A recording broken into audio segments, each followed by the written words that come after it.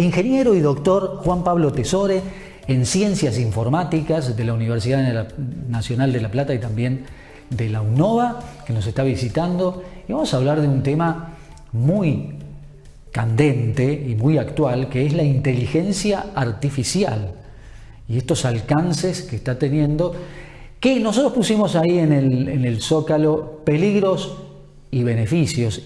Y es así, ¿no, Juan Pablo? Bienvenido. Bueno, buenas noches, muchas gracias por la invitación. Sí, yo pienso que, la inteligencia artificial nos va a traer un montón de beneficios en toda la sociedad, pero sí, muchos gobiernos y muchos países están empezando a prender unas luces de alerta de cuestiones a tener en cuenta, sobre todo en cómo se utiliza esa inteligencia artificial en distintas actividades de la vida cotidiana, incluso actividades críticas. Pero yo pienso que bien utilizada, los beneficios pueden superar ampliamente los riesgos. Yo creo que es una nueva revolución, así como fue la revolución de las tecnologías de la información, la revolución industrial. Claro. Esto puede cambiar nuestras vidas si se usa bien, obviamente para bien, de toda la sociedad. Y recién empieza esto. Sí, yo creo que, a partir del año pasado se ha masificado más con el tema de, la irrupción y la popularización, yo digo, porque si bien las personas que ya estábamos en este ámbito ya conocíamos de hace tiempo estos modelos, yo pienso que a partir de fines de 2022, principios de 2023, principalmente con la irrupción de ChatGPT, se puso más el foco en estos modelos de inteligencia artificial generativa que son multipropósitos. Se les puede pedir que hagan muchísimas tareas diferentes, que las resuelvan por nosotros.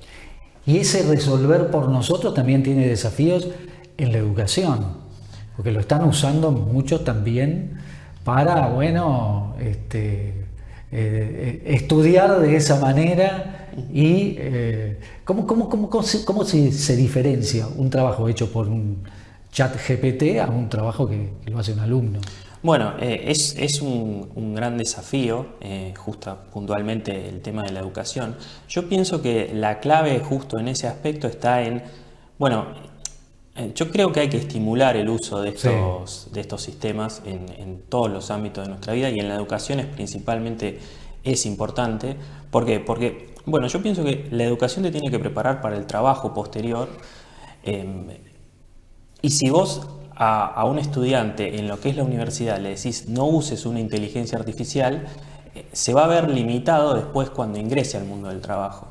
El tema es, cómo utilizamos esa inteligencia artificial de manera correcta dentro del aula y, cómo limitamos esos usos indebidos. Por ejemplo, justamente lo que vos mencionabas, ya hay software basados también en inteligencia artificial para detectar trabajos hechos a partir de inteligencia artificial. Eso se usa la inteligencia artificial para detectar inteligencia para detectar la inteligencia artificial, para contrarrestar eso. Claro. Pero es muy importante que en el día de hoy, en cualquier disciplina, los estudiantes incorporen el uso de inteligencias artificiales para desempeñar su trabajo, porque va a ser algo que después lo van a tener que hacer cuando terminen la carrera en su propio trabajo. Claro. Y eso va a hacer una diferencia va a haber un gap entre quienes utilicen correctamente la inteligencia artificial y quienes no. Porque obviamente una persona que utilice la inteligencia artificial correctamente para desempeñar su trabajo va a tener una productividad mucho mayor con respecto a una que no.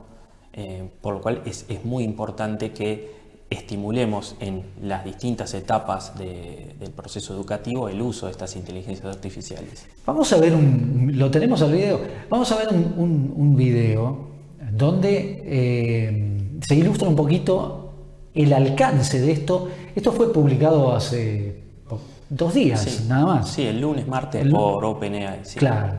Vamos a ver entonces y después explicamos un poquito cómo es. Hey, how's it going? Hey there, it's going great. How about you?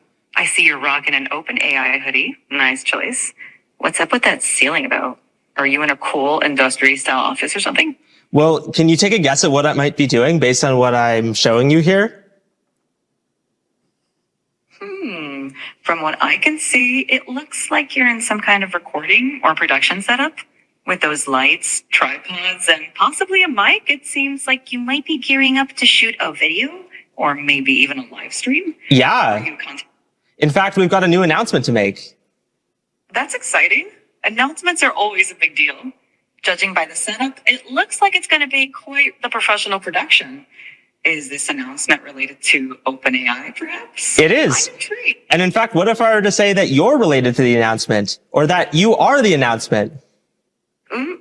Me? The announcement is about me? Well, color me intrigued. Are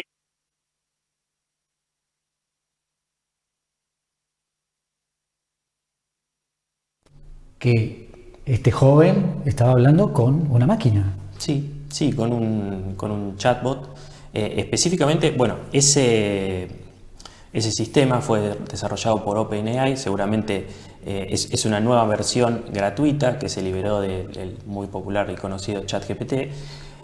Ahí se integran varios sistemas de inteligencia artificial en uno, porque por un lado tenés el tema de la generación de voz, Ajá. el tema de la visión por computadora y el tema de la generación de lo que dice esa inteligencia artificial. Claro, porque además, lo vieron, reconoce el ámbito y dice, bueno, sí que estás en un estudio de grabación, me parece. O sea, es increíble lo que... Bueno, estas tecnologías, nosotros muchas veces hablamos de inteligencia artificial, pero no hablamos de uno de los campos que ha sido emergente en los últimos años dentro de la inteligencia artificial, que es el aprendizaje automático. Ajá. El aprendizaje automático se basa en que las computadoras puedan aprender a hacer tareas de manera autónoma sin que nosotros las programemos explícitamente para realizar esa tarea, sino que aprenden a partir del análisis de un conjunto muy grande de datos. En particular, estos sistemas, los sistemas de visión por computadora o generación de texto, se las entrenó o se les enseñó a hacer una determinada tarea exponiéndolas a un montón de datos. Suponete que, por ejemplo, para reconocer, justo acá, creo que la cámara no la capta, pero hay una taza. Para reconocer, acá está la taza. Para reconocer una taza, a estos sistemas de visión por computadora se les mostró un montón de fotos de tazas. O, por ejemplo, para generar texto se las expuso a un montón de cuerpos de texto, de libros, de artículos periodísticos, y de esa manera estos sistemas incorporaron de alguna manera, bueno, qué es una taza o cómo está estructurado un texto para poder reconocerlos o generarlos. Es un gran cerebro. Es un cerebro. El proceso de entrenar, se llama así, una inteligencia artificial, es el mismo proceso que es muy similar al proceso que se da cuando le enseñamos a una persona a hacer algo. Por ejemplo, cuando vos le enseñás a un bebé a hablar, ¿sí?, y le enseñás a que diga una palabra difícil, bueno, ¿cómo aprende? Vos se la vas a decir, el bebé te va a mirar los labios, te va a escuchar el sonido, posiblemente al principio diga algo que no se parezca a esa palabra, vos se la vas a repetir y cada vez, en cada intento, el bebé lo va a hacer mejor. De la misma manera, un sistema de inteligencia artificial basado en aprendizaje automático, yo le voy a dar una respuesta esperada, ¿sí? Le voy a decir, por ejemplo, le voy a dar un cuerpo de texto para que de esa manera incorpore cómo tiene que estar estructurado un texto. Le voy a mostrar una taza para que incorpore cómo se ve una taza y de esa forma va a aprender distintos conceptos que, bueno, después los va a poder va a poder utilizarlos de la manera que vimos en el video. Ahora, ¿hasta dónde, vos que estás en el tema y obviamente hablan sobre estos asuntos, hasta dónde va a llegar la autonomía de esta inteligencia artificial? Porque también hay que tener en cuenta el tema de la seguridad, ¿no? Las guerras, los países. Bueno, hay cuestiones que obviamente nos ponen en alerta. Sí, bueno, uno está... podemos hablarlo en dos aspectos. Uno está en la posibilidad técnica de lo que pueden llegar a ser estos sistemas, y eso depende básicamente del hardware. Hay muchas técnicas de inteligencia artificial que se conocen hace bastante tiempo, a partir de la década del 70, del 80, pero no estaba el hardware o los fierros, la computadora, para poder ejecutar eso o llevarlo al nivel al que se lo lleva hoy en día. Hoy en día esa capacidad de procesamiento, esa capacidad de cómputo está y nos permite de alguna manera construir sistemas basados en inteligencia artificial más complejos que hacen este tipo de cosas como vimos en el video, que parece magia. Sí. Pero lo que son algoritmos que, si bien han estado avanzando en los últimos años, ya existen hace algunas décadas, y se incorporó la posibilidad de tener una capacidad de cómputo mucho más grande de la que teníamos antes. Ahora, con respecto a... Después está el tema de, el aspecto normativo de, cómo limitamos qué es lo que puede hacer y qué es lo que no puede hacer una inteligencia artificial. En ese sentido, ya hay varios gobiernos, principalmente de las principales potencias, Estados Unidos, la Unión Europea, China también, que han empezado a regular qué se puede y qué se debe y qué no se debe hacer con una inteligencia artificial, y hay determinadas actividades que no deberían, en las cuales no debería utilizarse una inteligencia artificial. Por ejemplo, el mes pasado la Unión Europea pasó una ley regulando el uso de la inteligencia artificial para la categorización biométrica de personas. No se puede clasificar personas utilizando una inteligencia artificial, salvo que lo hagan las fuerzas de seguridad. Y también eso está avanzando en Estados Unidos. El año pasado el presidente de Estados Unidos sacó un decreto regulando algunas actividades de la inteligencia artificial, también lo hizo China, y poco a poco empiezan a aparecer en distintos países del mundo, acá en Argentina también, distintos proyectos de ley para regular este tipo de actividades. Si bien acá todavía no se avanzó en legislación específica al respecto, ya empezaron a aparecer desde el año pasado proyectos de ley para, de alguna manera, regular el uso. Claro, más que limitar, regular. Regular. Sí. Ahora, hoy es el día de Internet, creo.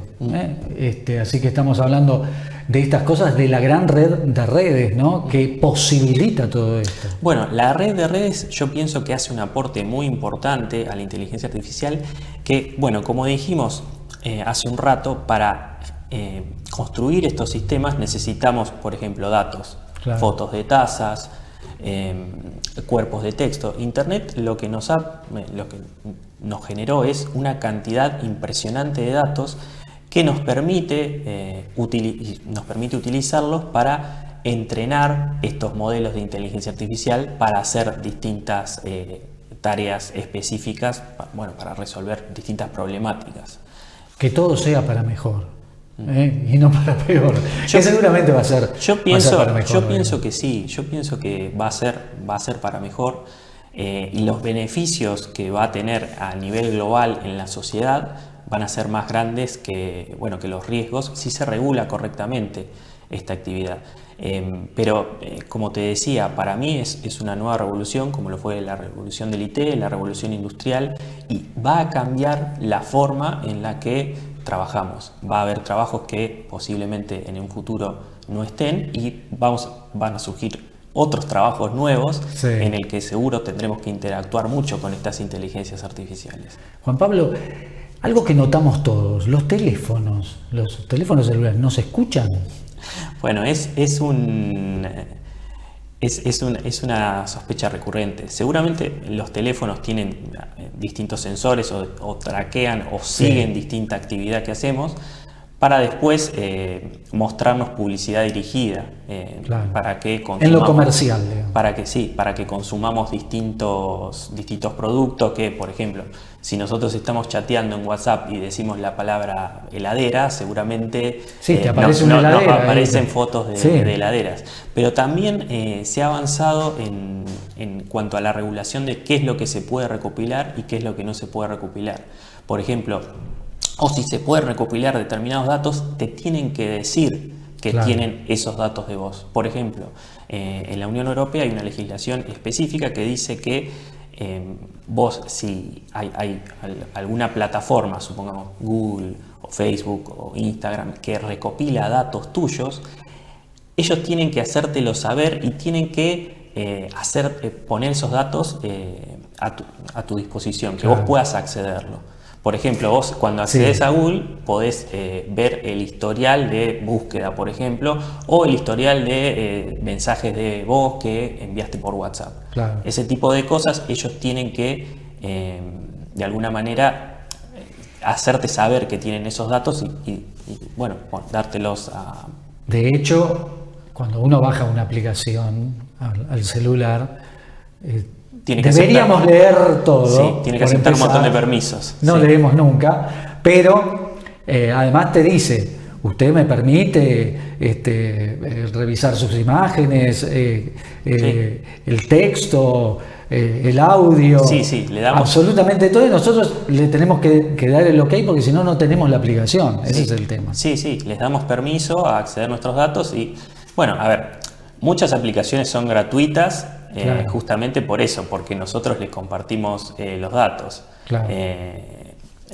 Está todo ahí dando vueltas. Sí, ellos, a ver, obviamente ellos es su negocio y ellos aprovechan el hecho de que nosotros compartamos los datos y a su vez nosotros tenemos el beneficio de usar una aplicación que nos sirve. Y es un desafío también con el tema de los hackeos, ¿no? Ha habido mucho hackeo últimamente, hasta en gobiernos. Sí, es un tema... con las brechas de seguridad que ha habido en distintos gobiernos y con distintas aplicaciones.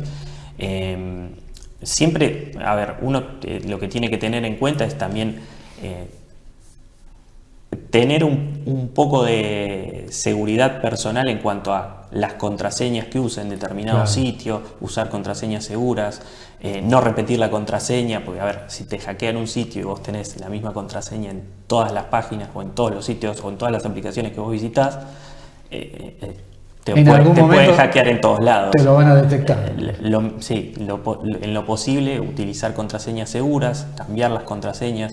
Otra cosa que se ha popularizado mucho, que no sé, quizás lo utilices, es el segundo factor de autenticación. Claro, en WhatsApp hay un... En WhatsApp, en la mayoría de las aplicaciones que te ofrecen una tarea crítica, como puede ser el Home Banking, te ofrecen la posibilidad de un segundo factor de autenticación, que es, por ejemplo, los tokens de los bancos. Claro. En general, uno tiene que también... tener esas políticas de seguridad personal, usar contraseñas seguras, no repetir la contraseña y usar segundo factor de autenticación es algo que nos puede ayudar a...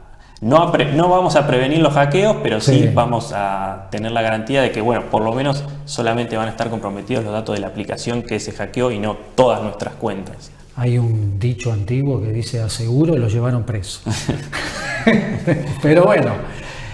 Nada es seguro. Es así, pero hoy bueno, en día, buscamos la mayor seguridad, pero obviamente... Y hoy en día, a ver, toda nuestra vida está subida a Internet. La seguridad y la privacidad son mucho menores de lo que eran hace unos años. Cuando tengamos alguna duda al respecto, te vamos a convocar. Bueno, ¿puede ser? Por supuesto. Bueno, muchas gracias por ilustrarnos un poquito sobre estas cuestiones que están a la orden del día. Y también nos preocupa mucho el tema de la formación de las nuevas generaciones en lo que es todo este tipo de tecnología, no quedarnos atrás en el país, ¿no? Porque estamos viviendo una situación de 50% de pobreza, de los chicos que no terminan la secundaria, que no terminan tampoco la universidad. Hay un desafío muy grande en ese sentido en el país para actualizarnos, porque el mundo sigue y nosotros tenemos que insertarnos de la mejor manera posible. No, totalmente, y por eso pienso que es fundamental que todas estas tecnologías nuevas, principalmente la inteligencia artificial, se incorporen en los distintos niveles educativos, porque si no es una brecha más, va a ser una brecha más en el futuro, en el mundo del trabajo, quienes manejen las inteligencias artificiales y quienes no.